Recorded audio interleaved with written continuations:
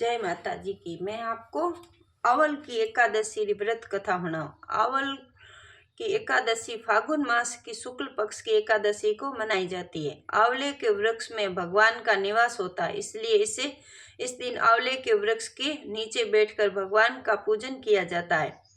अब मैं आपको कथा सुनाती हूँ। प्राचीन काल में भारत में चित्रसेन नाम का एक राजा हुआ था। उसके राज्य में एकादशी व्रत का प्रचलन था।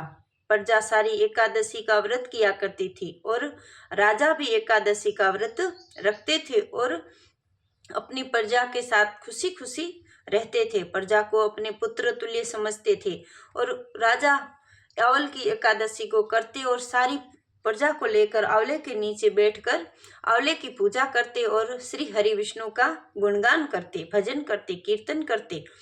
तो एक दिन राजा चित्रसेन शिकार खेलने के लिए वन में चले गए और खेलते खेलते इतने दूर निकल गए, वहां पर जंगली जानवरों और जंगली जो आदिवासी होते वे सब उस पर टूट पड़े और उन पर आक्रमण कर दिया।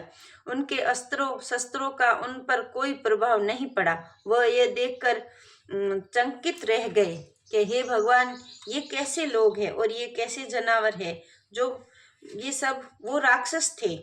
तो उन्हें ये समझ में नहीं आया।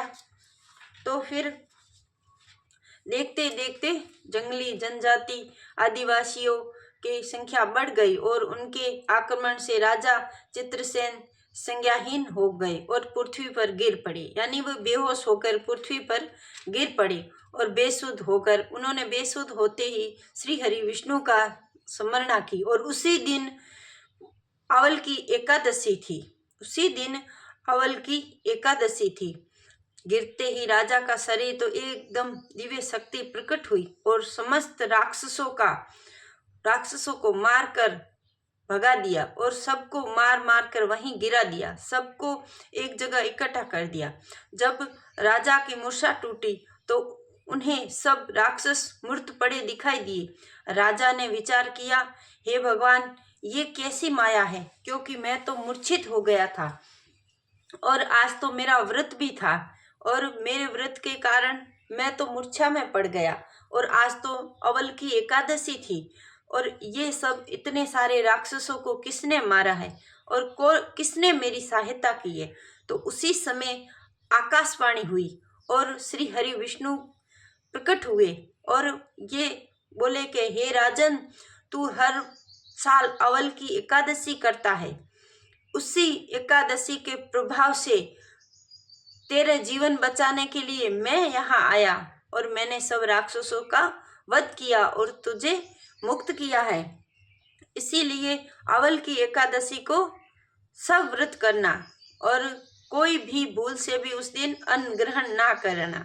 यह सुनकर राजा बहुत प्रसन्न हुआ और अपने राज्य में आकर अवल की एकादशी का व्रत का प्रचार करने लगा और दूर दूर जितने भी नगर थे वहां सब में उसने डांडिया पिटा दिया और कहा सब अवल की एकादशी को व्रत करना और श्री हरि विष्णु का पूजन करना। श्री हरि विष्णु सारे कष्ट हरते हैं, सारे दुख हरते हैं।